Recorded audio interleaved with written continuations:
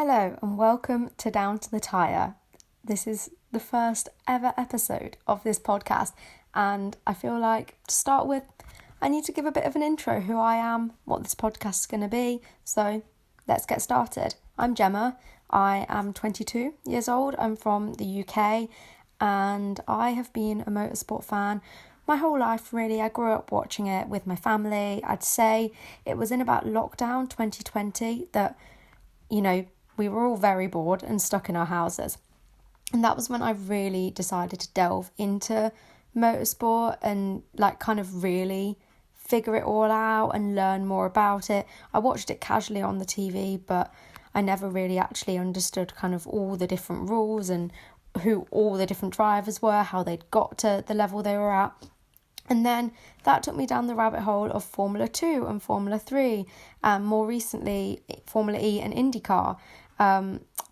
That's kind of my background of motorsport, and I thought, let's start a podcast about it. And I feel like there's a lot of podcasts about Formula 1 out there already, and I don't really feel that I can add much to the discussion about that at the moment. So I thought it would be better to focus on Formula 2, Formula 3, IndyCar, Formula E, other forms of motorsport that don't really get the same coverage as Formula 1, but that I believe really do deserve it. So that's kind of the angle that Down To The Tyre will be coming from.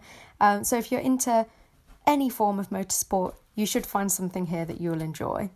So this will be episode 1 of the podcast, and I will be going through the Formula 3 season. As of recording this, Monza has just finished. It is the end of the Formula 3 season.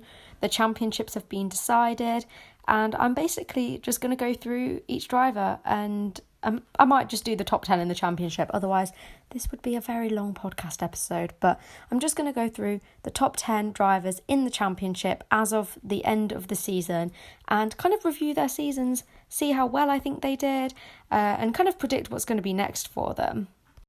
So the first driver I'm going to talk about is the driver who finished P10 in the Drivers' Championship standings, and that is Taylor Barnard. And at the start of the season, I was familiar with who Barnard was. I watched the Formula Regional Middle East Championship back in January, February time of this year, where he came second, and he really shone there and really showed what he could do. And I knew that he was a very talented young British driver. But then going into Formula 3, I didn't know what to expect because he was with Genza Motorsport, which are often a team who are towards the back of the Formula 3 grid. I just didn't know whether he was going to kind of get swallowed up by the pack or whether he was actually going to be able to fight for these points finishes.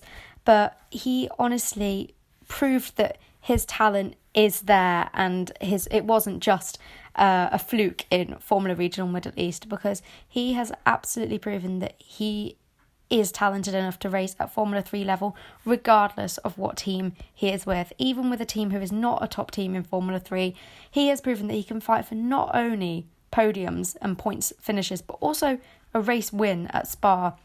His season started off a little bit slow, P14, P16 in the first round at Bahrain.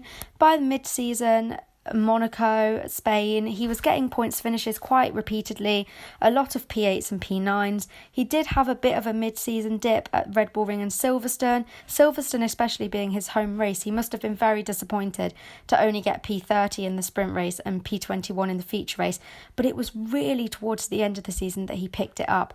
The round at Spa was phenomenal. I was so impressed with him that weekend. He got P2 in the sprint race and then P1 in the feature race, and that was definitely his standout round this season. And then Monza, he finished it off with a P4 and a P3 to finish with 72 points overall. Now, I think he's honestly been one of my drivers of the season. I went into it knowing how much of a talent he was, but thinking he just wouldn't be able to put it together based on the fact that he's a rookie after all. I thought it would take him a long time to get used to Formula 3, coming from Formula Regional, the Middle East Championship that he did over the winter. But honestly, he's taken to it so well.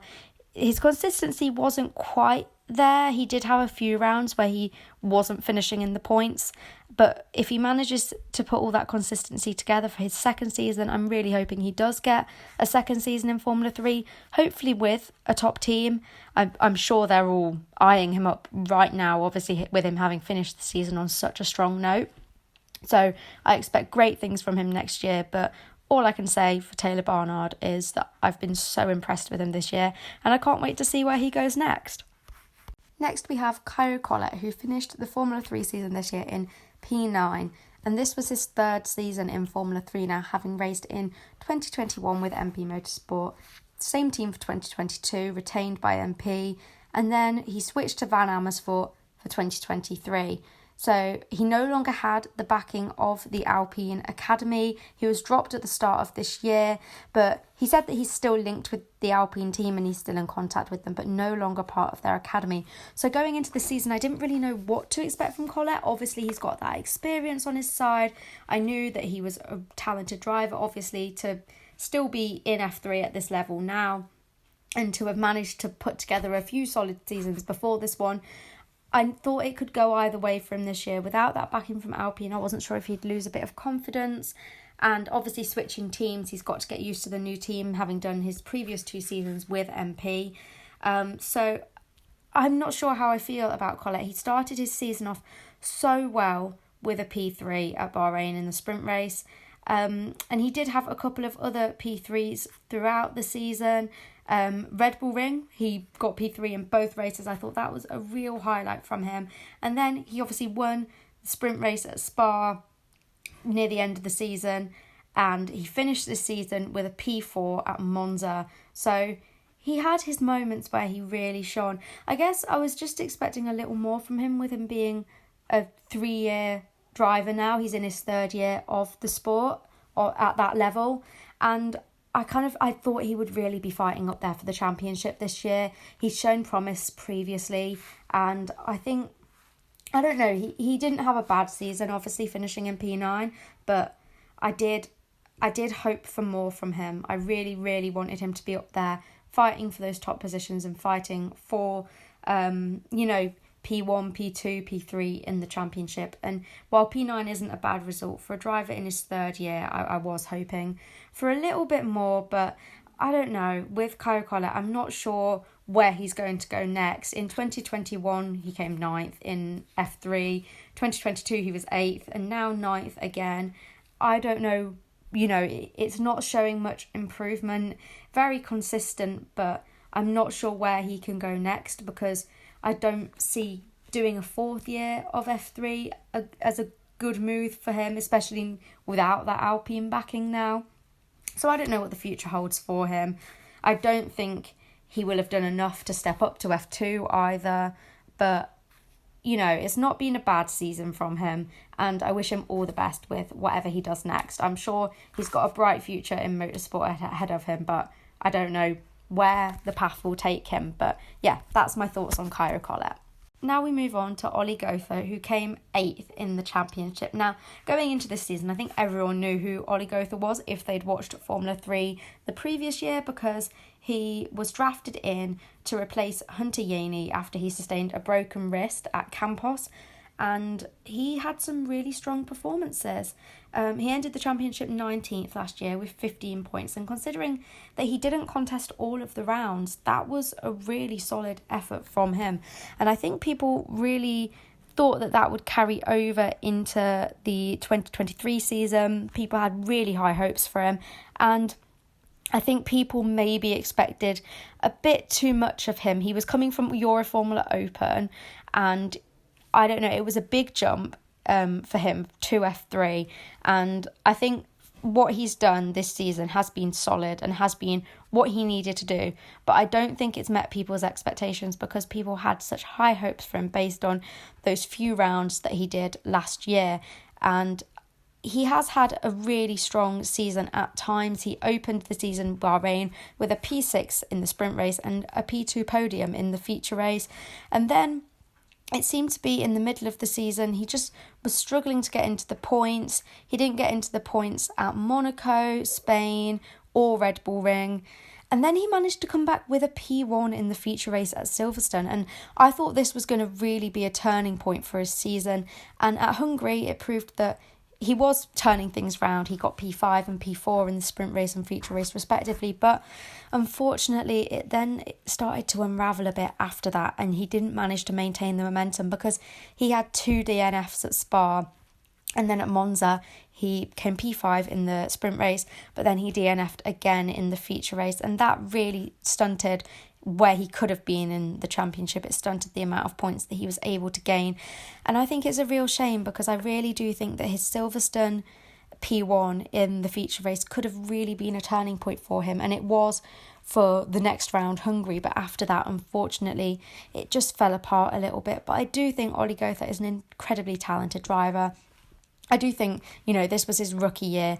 I think he'll get another year of F3, hopefully, and he'll be able to be a bit more consistent and put it all together a bit better.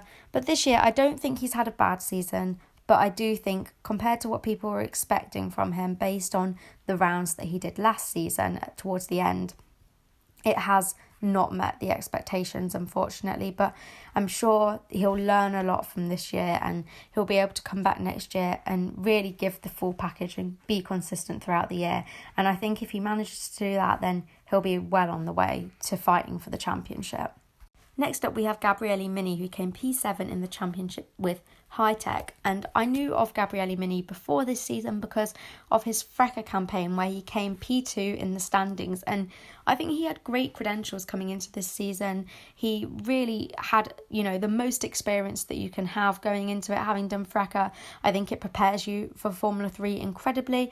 And I had really high hopes for him this season. And considering this has been his rookie season, I do think he's had a really strong one. But I do think there's a lot of moments of what could have been that I think it could have been fighting for P2 or P3 in the championship.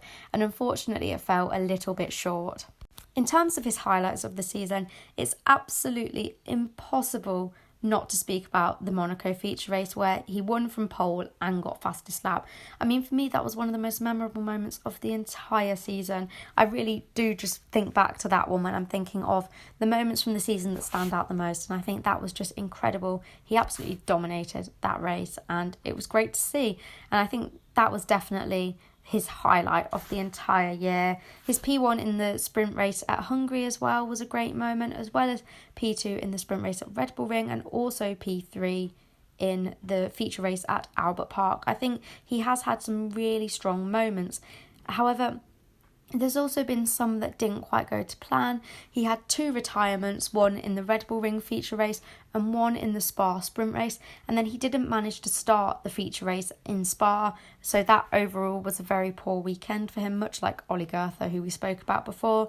So I think for Gabriele Mini, it has been a very strong season where he's shown a lot of promise, but there were moments of really what could have been, and I think what could have been is a much higher position in the championship overall. But I hope he comes back next year to contest again, as I do think he's an incredibly talented driver, and I can't wait to see what he does next because I think he's better than these results show. And I think a lot of things fell through the cracks this season, and I'd love to see him put together a more consistent campaign because I do think he's definitely championship potential. And now we move on to Dino Beganovic, who is the driver who beat Gabriele Mini back in FIA last year. And I have very, very similar feelings towards Dino's season as I do to Gabriele's. I think I was just expecting more. And I think that was because Dino won FIA last year. I thought he would be top 5, I'd say. So coming P6 with Prema, I think isn't a bad result by any means. But if you told me at the start of the year that Dino was going to be the lowest ranking out of the 3 Prema drivers, I think I would have doubted you very highly. But he was in P6. And obviously we know how strong Prema are in the feeder series. So I think I was just expecting a little more from him based on the fact that he won FIA and based on the fact that he was with Prema. But let's go through some of his results. He started the season absolutely brilliantly. P4 in the sprint race at Bahrain and P3 in the feature race. I was so excited at the start of the season. I thought that he was on to something. I thought that it was going to be consistent throughout the season, but unfortunately I think my expectations were a little bit too high because it was his rookie season after all, and I do think it's hard to put together a consistent campaign as a rookie when you're still learning and developing. And he did go on to have some great points finishes as well as some great podiums. So he came P5 in the sprint race at Albert Park, P2 in the feature race at Monaco, sharing the podium with his FIA former competitor Gabriele Mini. He retired from the sprint race in Spain, but then he managed to be P3 on the podium.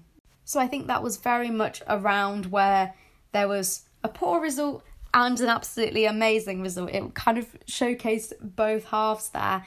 The Red Bull Ring was incredibly strong for him.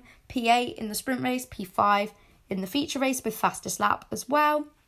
Silverstone was a bit of a dip, P13 and P14, so we'll move swiftly by that, because then by Hungary he came P10 and P2 in the sprint race and feature race respectively. So that really showed that he can put together 2 points finishes, including a podium in the same weekend, which I think was really promising.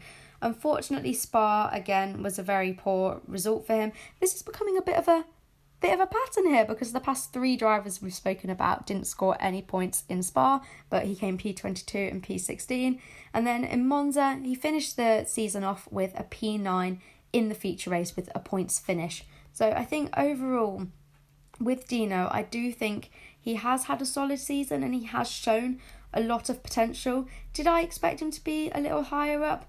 Yes, I'll admit that, but also at the same time, I think maybe off the back of him winning FIA, there was a lot of pressure, and I think maybe, expecting him to put together a consistent rookie season was expecting a little bit too much. So I still think he's had a very solid season, but I do think next season he will be up there fighting for that championship. I think there is no way we are not going to see him fighting for at least the top 3 positions in Formula 3 next year. So I'm looking forward to that. I hope I'm manifesting it for him, because I do think he's a great talent. Having said that, I do think he is a driver who could definitely be promoted up to Formula 2 next year. I think there's definitely a chance that will happen. However, I do think it might be worth leaving him in Formula 3 for 1 more year. He's still only young. I mean, he was born in 2004, and to me, I was born in 2001. To me, that seems incredibly young, but maybe it's my own age that's swaying that. But yeah, I do think he's incredibly young and he's got plenty of time. And I do think maybe leaving him in Formula 3 for 1 more year to hone his craft and put together a championship fight would help him in the long run. But either way, I'd be incredibly happy to see him in Formula 2 next year. But wherever he is, I'm sure he will continue to grow and develop as a young driver. Now, I think Pepe Marti is going to be one that I really struggle to speak about and get my thoughts across about, because it's the biggest what could have been, I think, ever that I have ever witnessed, because it was going so well for him. He was looking like the only driver who could challenge Gabriel Bortoleto for the championship, and it just all fell apart a little bit at the last minute, which is such a shame. But Pepe Marti driving for Campos, he was having such a brilliant season, and to finish it in P5, I just think he deserved so much more. Not saying that the drivers who did finish higher than him didn't deserve to finish there, because there was so much great competition going on for these top 5 spots, but I just think it's such a shame to see Pepe Marti fall down to P5 when he was looking like a contender for even the entire championship win, let alone for P2, P3. To see him in P5 is just a little bit disappointing, but let's go through some of his results and pick out the best and the worst of the bunch. He came into the season with a P1 and a fastest lap in the Bahrain sprint race, and I honestly think it's its contention in the Formula Regional Middle Eastern Championship over the winter that really helped this. I think that honestly just kept him going over the winter, kept him in practice, kept him behind the wheel, and just gave him some experience between his rookie season in Formula 3 and his second season in Formula 3 this year. And I genuinely don't think he would have been so strong this season had he not done that winter series. And then he moved on to Monaco. I'm not going to talk about Albert Park because that was a little bit average, but Monaco and Spain, he came P1 and P9 in the sprint race and feature race respectively at Monaco, and then P8 and P1 in the sprint race and feature race at Spain respectively. Obviously, with that being his home race weekend, to get P1 in the feature race at Spain from pole position And with fastest lap, I think that was just the obvious highlight of the season for him. Home race makes it even more special, I think. And I think that is probably, for him, one of the most memorable results of his entire career. He went on to get a few consecutive points finishes at Red Bull Ring and Silverstone, one of those including a P3 with fastest lap in the feature race. And then, unfortunately, this is where it really unravelled. He had a few unlucky incidents, like where he rejoined the circuit and crashed into Edo Cohen and finished his race. And that led to a lot of retirements just through little errors like that.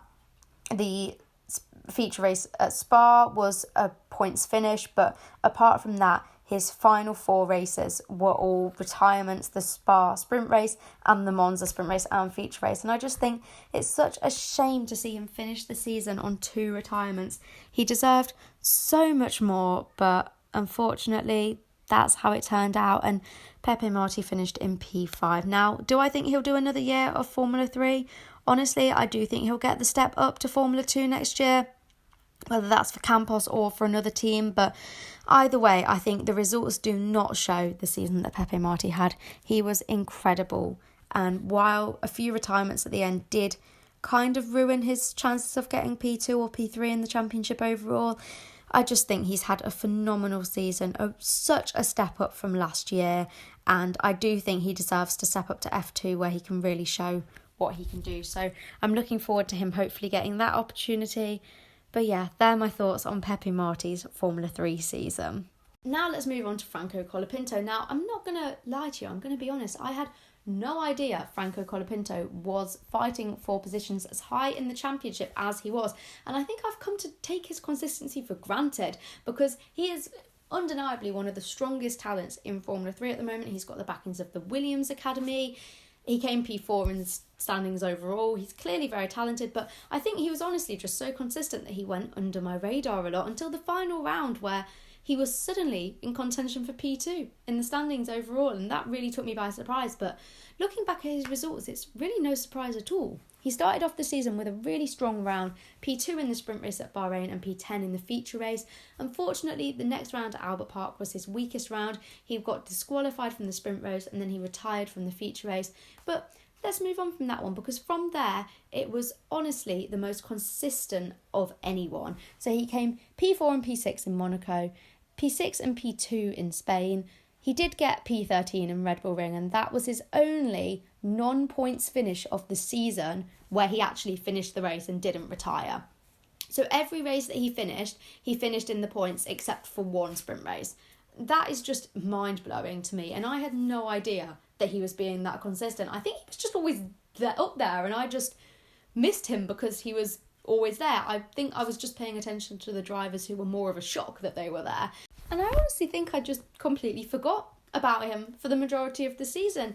But he finished in the points consistently from that Red Bull feature race onwards. Both race weekends in Silverstone, where he got P1 in the sprint race. Both races in Hungary, where he got P3 in the feature race. Both races at Spa, where he got P5 and P10 respectively in the sprint and feature. And then at Monza, he got P1 in the sprint race. And I think that was the moment where I really realised how much he had achieved this season. He, honestly, I don't know how I missed how consistent he has been, but I would honestly say he has been one of my drivers of the season, looking back on the results, because I am honestly baffled looking back at how consistent this driver has been. He obviously retired from the Monza feature race, which didn't end the season on the best note and did mean that he didn't end up winning his P2 in the standings, which is where he was sat back at the end of the sprint race. But I still think he's had such a solid season, and I'm so impressed with him. I can't wait to, fingers crossed, hopefully see him in F2 next year, because I honestly think he's one of the most talented young drivers out there at the moment. So I'd definitely name him one of my drivers of the year for sure. Now we're moving into the top 3 in the championship, and P3 is Paul Aron with Prema. Now, I can't lie, I don't mean to sound rude. I'm sorry, Paul, but I was not expecting this from Paul Aron at all. I'm still very shocked that he achieved that much. And I know he came third in Freca, but with Dino Beganovic and Gabriele Mini both also making the step up to Formula 3, I just honestly thought that they would be the drivers who would be fighting for a position like P3 in the championship. I just didn't think it would be Paul Aron, to be honest, but here we are. I stand corrected. And Paul Aron, honestly, with Prema, he wasn't the highest finishing Prema. We're still got to get to that one, but he has been honestly incredible, especially compared to my expectations. I feel very harsh on him now, but I just thought he was going to be a little bit of a forgettable driver this year. I thought he'd be in the top 10 of the championship, but I thought he'd be down in about P8 or P9.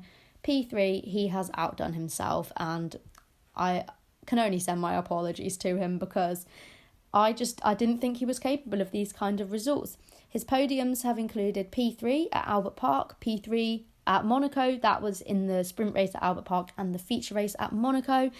He won the sprint race at Red Bull Ring with fastest lap as well, and then he came P3 in the sprint race at Spa. So overall, a very, very strong season from him. Points finishes throughout, except for the feature race at Red Bull Ring, the sprint race at Silverstone, and the feature race at Bahrain, and then one retirement in the sprint race at Monza, which obviously halted his progression into P2 in the championship. I think he probably would have snatched P2 if it wasn't for that retirement in the sprint race. I've not done the maths, but he was looking strong on that. I should have done the maths before I started recording this, but it's not my strong point. And I do think Paul Aron probably, if he'd finished that sprint race at Monza, he probably could have won the challenge for P2 in the championship, if I can say that, because let's face it, P1, I think from a long time ago, we all saw it coming who was going to come P1 in the championship. So I think the real battle was for P2.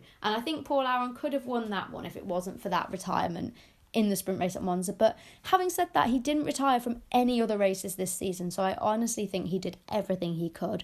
And I do think he's had a very strong season. He was 7 points behind Zach O'Sullivan, who we're going to go on to talk about next, his teammate. But I honestly don't think he really could have done much more this season, and as I said, completely blew my expectations out of the water. And obviously now, as I've already given away, we're now moving on to Zach O'Sullivan, who came P2 in the championship.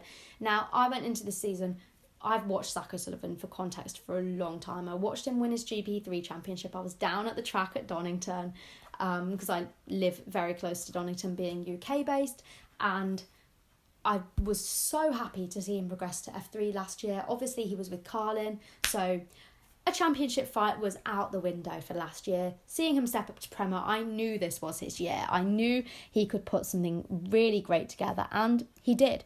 He had absolutely no retirement. I think he's the only driver that we have spoken about today, except for Taylor Barnard, who has had absolutely no retirements. But honestly, I knew Zach was a mega talent, and last year, he was obviously miles ahead of his Carlin teammates, but not able to fight for regular points, finishes and wins. But this year, he has proven that when he is in a top team, he can put it all together. And I think his P2 in the season finale in the Monza feature race, honestly, just was one of the highlights of the season for me, not just in terms of Zach's driving, but overall, I think it was incredible. And that is what secured him his P2 in the championship. He has also had a lot of race wins. Let's talk through them. He came P1 in the sprint race at Albert Park in Australia, P1 with fastest lap in the sprint race at Catalunya in Spain, P1 in the feature race at Red Bull Ring, and P1 from pole position and with fastest lap in the feature race at Hungary. I'd say that's his other season highlight, as well as the Monza P2. That was honestly incredible to watch. And while I think what could have made him stand out even more is he did have quite a few finishes where he didn't score points. Silverstone, neither round he scored points. Again, just like Taylor Barnard, it was their home race and they just got very unlucky, unfortunately, with absolutely no points. Maybe the pressure got to them. The sprint race at Hungary, he came P22, but obviously I think he made up for that with his win in the feature race. He also didn't score any points in Spa or in the sprint race at Monza, or in the first round at Bahrain either. So he did have quite a few rounds where he failed to score any points, but I think he more than made up for that from getting the 4 wins. He actually got more wins than the driver who won the championship overall. I think he may have been the driver, looking at my statistics and my notes, the driver who got the most wins in the entire season was Zach O'Sullivan. So that speaks for itself. He's clearly a very talented driver. He's obviously finishing P2 in the championship. He's going to make that step up to Formula 2 next year. I sure as hell hope that he will anyway. And I can't wait to see it. He's got Williams backing. I honestly think he's got so much potential. And I can't wait to see how he does in Formula 2 next year, because I'd say this year he's definitely, out of the drivers who I've been speaking about, he's definitely had the most moments that have stood above the rest, the most highlights, the most race wins, but he's also not had the consistency with always getting his car into the points, and I think that was where his season has been lacking, unfortunately, and that was why he wasn't able to put together a fight for P1. So hopefully, no matter what series he does next year, he's able to put together a really consistent season and able to really show what he can do, because his highs this year have been so high. And if it wasn't for those lows such as Silverstone and Spa, as I mentioned, I do think he would have gained a lot more points. And even if he hadn't managed to win the championship, the gap between P1 and P2 would have been a lot smaller. So yeah, I'm very, very happy with Zach O'Sullivan's season. It's been such a pleasure to watch him progress through the ranks from racing just in the UK to across Europe and worldwide. So that has been absolutely brilliant to see him get the opportunity to do that and really grasp it with both hands and show it the world what he's made of now on that worldwide platform. So yeah, I'm really happy for him and I can't wait to see what he does next. Now, I feel a lot of pressure talking about this one because we have made it to P1. We have made it to the driver who won the Drivers' Championship standings, Gabriele Bortoleto with Trident. And I don't even know where to start with Gabriele Bortoleto, because I will be honest, I wasn't really that familiar with him going into this season. I didn't really know the name at all, I'll be perfectly honest. I paid attention to the results in FIA, but I was more looking at the top of the standings and I didn't really look at the drivers who were not fighting for the championship. I'll be honest, you know, a gal's busy.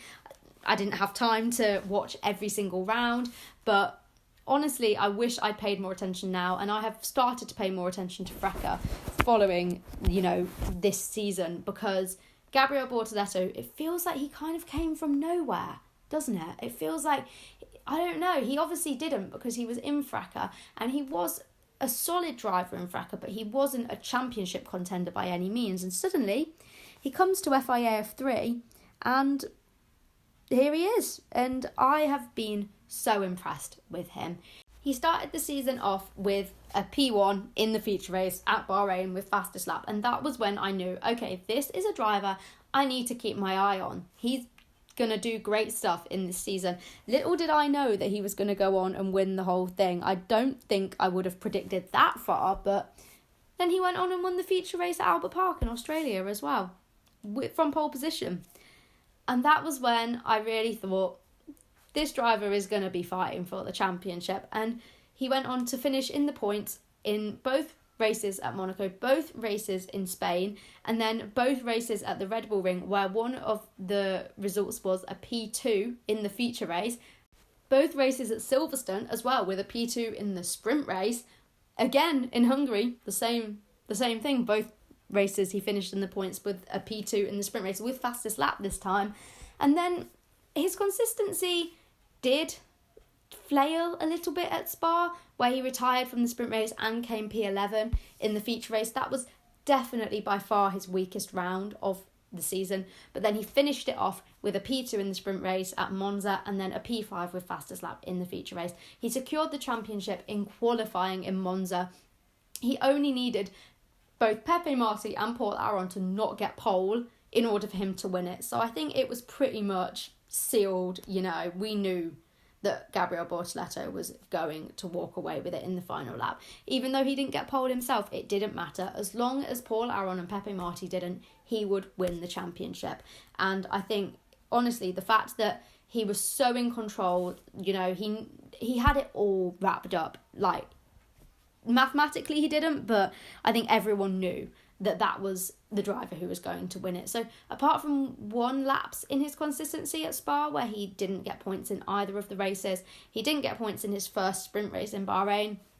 Apart from that, he got points in every single race with 4 P2s and 2 P1s. I mean, what more can you ask for? While Zach O'Sullivan did get more wins, Gabriel Bortoleto got more podiums overall, and he also had more consistency throughout the year. And I think that's what makes a Formula 3 champion. You've just got, even if you're not fighting for P1 or P2 in a certain race, you've got to be up there in the points, because every single point you get counts. And I think Gabriel Bortoleto really achieved that, exactly like Felipe Drugovich did in Formula 2 last year, where even if he wasn't up there fighting for the points, he was the podium position. Every single point that you get, it counts. And I think, you know, Felipe Drugovich did the exact same thing in Formula 2 last year, where he, even if he wasn't fighting for those podiums or those race wins at certain times due to circumstances, he still managed to be getting, you know, points finishes, even if that's just a P8 or a P9 or even a P10. It still really helps you to fight for the championship overall. And I think Gabriel Bortoleto has done such a brilliant job and really blown me away. It's safe to say he's definitely on my radar now, and I can't wait to see what he does in Formula 2 next year. So there we have it. That's my roundup of the FIA Formula 3 season. Just the top 10 drivers, because I think if I'd gone through all 30 or all 35, if you count the ones who didn't do the full season, I think I would have lost my voice. So we'll stick to that for now. But that's my thoughts on the top 10 of the Formula 3 season of 2023. Thank you so much for listening to my first episode. There'll definitely be more to come, and please leave a review if you're listening on Spotify or wherever you're listening to this on. And also feel free to get in touch with me. I'm on TikTok at Down To The Tyre, and also Instagram at Down To The Tyre, the same username. Please get in touch, let me know what you think, and yeah, let me know your opinions on the Formula 3 season as well. Which drivers stood out for you? Which drivers you're looking forward to seeing next year? What you expect different drivers to be doing? I want to hear it all, so please do get in touch. And thank you so much for supporting this podcast. I really appreciate it. And yeah, I can't wait to continue with it and yeah, see where it all goes, because I absolutely love making podcasts. I've done one before. I had one called Girls in Pole Position. If you want to go check that out, that's also on Spotify, with 2 of my good friends. And while they all moved, like everyone's moved away now, we all live in different places, so it's impossible to carry on. I really just wanted to, you know, keep some form of podcast going and yeah, make my own. So I'm really excited to be going on this venture. So I really am so glad to have you with me. So yeah, thank you so much, and hopefully I'll see you next time.